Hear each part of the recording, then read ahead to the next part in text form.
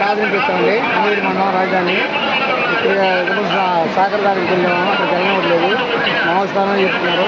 కొద్దిగా రోడ్డు కూడా బోతుగా ఉంది బాగా, ఇబ్బంది పడుతున్నారండి. టైం పడుతుంది బాగా.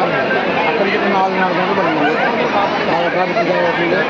కొద్దిగా టైంకి సీఎం గారిని తొలగించుకోవడం కోరుకుంటుంది. రోడ్డు కూడా బాగా బోతుగా ఉంది.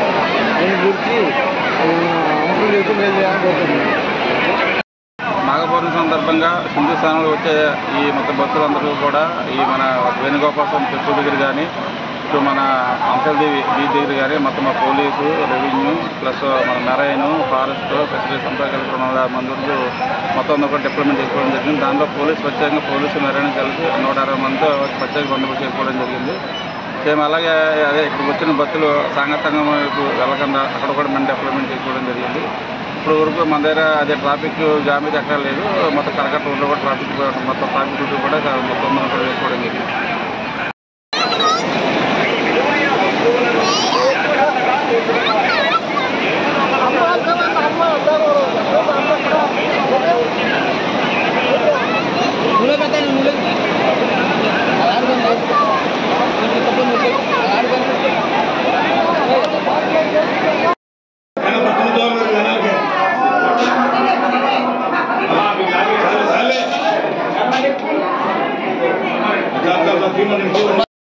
ఫస్ట్ టైం నేను రావడం, అక్కడ కూడా ఫస్ట్ టైమే కదా, ఫస్ట్ టైం రావడం చాలా సంతోషం అనిపించింది.